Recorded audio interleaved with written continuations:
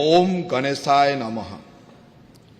মাননীয় অধ্যক্ষ মহোদয়, অসমৰ জনসাধাৰণৰ আশীৰ্বাদত গভীৰ বিনম্ৰতা, কৃতজ্ঞতা আৰু দায়বদ্ধতাৰে আজি এই পবিত্ৰ সদনৰ মজিয়াত আমাৰ চৰকাৰৰ নতুন কাৰ্যকালৰ প্ৰথমখন বাজেট উত্থাপন কৰিবলৈ ওলাইছো।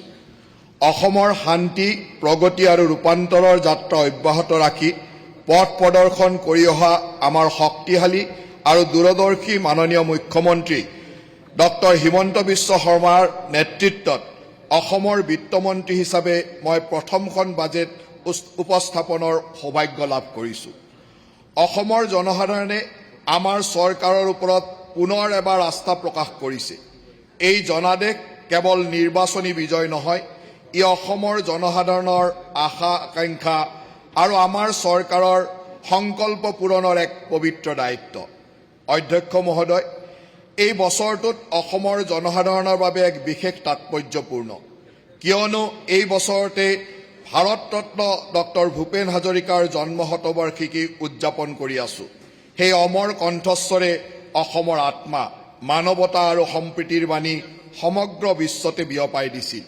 মানুহে মানুহৰ বাবে শীৰ্ষক তেওঁৰ যুগজয়ী গীতে আমাক সদায় সোঁৱৰাই দিয়ে যে ৰাজহুৱা জীৱন দয়া, মৰ্যাদা আৰু জনসাধাৰণৰ সেৱাত প্ৰতিষ্ঠিত হ'ব লাগে। কৌটিল্যৰ অৰ্থশাস্ত্ৰত সুশাসনৰ চিৰন্তৰ নীতি সন্দৰ্ভত এইদৰে উল্লেখ আছে: প্ৰজা সুখং সুখং ৰাজ, প্ৰজানম চ হিতে হিতম, নাপ্নপ্ৰিয়া হিতম ৰাজ, প্ৰজানামটো প্ৰিয়ম হিতম। ইয়াৰ অৰ্থ হৈছে শাসকৰ সুখ প্ৰজাৰ সুখতে নিহিত হৈ থাকে, শাসকৰ কল্যাণ প্ৰজাৰ কল্যাণতে নিহিত হৈ থাকে। সেয়ে কেৱল শাসকৰ ব্যক্তিগত সুখ দিয়ে সেয়া প্ৰকৃত অৰ্থত কল্যাণকৰ নহয়। প্ৰজাৰ বাবে যি কল্যাণকৰ আৰু প্ৰিয়, সেয়াই শাসকৰ বাবে প্ৰকৃতাৰ্থত কল্যাণকৰ। মানৱতাবাদ, সামূহিক দায়বদ্ধতা আৰু জনকল্যাণৰ মনোভাৱ সন্মুখত ৰাখি মই এই পবিত্ৰ সদনত 2026-27 বৰ্ষৰ বিত্তীয় বাজেট উপস্থাপন কৰিবলৈ লৈছো। বিগত এটা দশকত অসমে অস্থিৰৰ পৰা শান্তি, অৱহেলাৰ পৰা ৰাষ্ট্ৰীয় অগ্ৰাধিকাৰ আৰু অনিশ্চয়তাৰ পৰা দৃঢ় উন্নয়নৰ দিশে যাত্ৰা সূচনা কৰিছে। নতুন কাৰ্যকালত আমাৰ চৰকাৰে এই শক্তিশালী ভেটি অধিক সুদৃঢ় কৰি বিকশিত ভাৰত আৰু বিকশিত অসমৰ লক্ষ্যত উপনীত কৰাৰ ক্ষেত্ৰত অসমক অগ্ৰণী অৱদানকাৰী ৰাজ্য হিচাপে প্ৰতিষ্ঠা কৰিবলৈ আগবাঢ়িছে।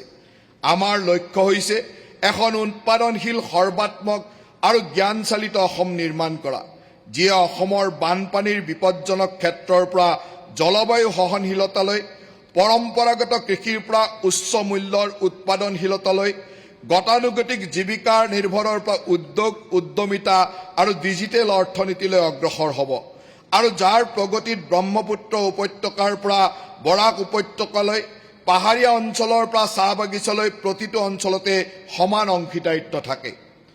এইখন ৰাষ্ট্ৰীয় গণতান্ত্ৰিক মৰ্চা চৰকাৰৰ একাদশ বাজেট। যোৱা নিৰ্বাচনত জনসাধাৰণে প্ৰদান কৰা ঐতিহাসিক জনাদেশে অৰ্পণ কৰা গভীৰ দায়বদ্ধতাৰে এই বাজেট দাখিল কৰা হৈছে। এই বাজেট কেৱল চলিত বিত্তীয় বৰ্ষতে সীমাবদ্ধ নহয়, ই আগন্তুক 5 বছৰৰ বাবে এক স্পষ্ট আৰু সুদূৰপ্ৰসাৰী কৰ্মপন্থা নিৰ্ধাৰণ কৰিছে। আমাৰ দৃঢ় সংকল্প হৈছে যে অসমত জন্ম লাভ কৰা আটাইতকৈ দুৰ্গম গাঁও আৰু দৰিদ্ৰতম পৰিয়ালৰ শিশুটিও যাতে 2047 চনৰ স্বাধীনতাৰ শতবৰ্ষ উদযাপনৰ সময়ত নিজৰ আকাংক্ষাক বাস্তৱতে ৰূপায়িত কৰাৰ বাবে সমান সুযোগ, আত্মবিশ্বাস আৰু গৌৰৱান্বিত হ'ব পাৰে।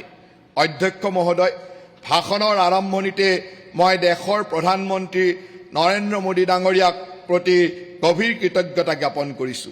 অসমৰ প্ৰতি থকা তেখেতৰ বিশেষ গুৰুত্ব আৰু দৃঢ় সংকল্পৰ বাবে অসমত আজি আত্মবিশ্বাস, সংযোগ আৰু সুযোগৰ এক নতুন যুগৰ সূচনা হৈছে। তেখেতৰ সুযোগ্য নেতৃত্বত অসমে আজি ভাৰতবৰ্ষৰ 31 নীতিৰ প্ৰধান স্তম্ভলৈ পৰিগণিত হোৱাৰ লগতে উত্তৰ পূৰ্বাঞ্চলৰ অষ্টলক্ষ্মীৰ ভিতৰত বিকাশৰ অন্যতম চালিকা শক্তিলৈ ৰূপান্তৰিত হৈছে। ৰাজ্যখনত শান্তি, সুস্থিৰতা আৰু নিৰাপত্তাৰ বাতাবৰণ সৃষ্টি কৰাৰ ক্ষেত্ৰত আগবঢ়োৱা অবিৰত সমৰ্থনৰ বাবে মই মাননীয় গৃহমন্ত্ৰী অমিত শ্বাহ ডাঙৰীয়াকো আন্তৰিক কৃতজ্ঞতা জ্ঞাপন কৰিছো। আপুনি বিচৰা বাতৰি পাব কেৱল নিউজ 18 এপত। নিউজ 18 এপ ডাউনলোড কৰিবলৈ স্ক্যান কৰক এই QR code. Google Play Store তো পাব এই নিউজ 18 এপ।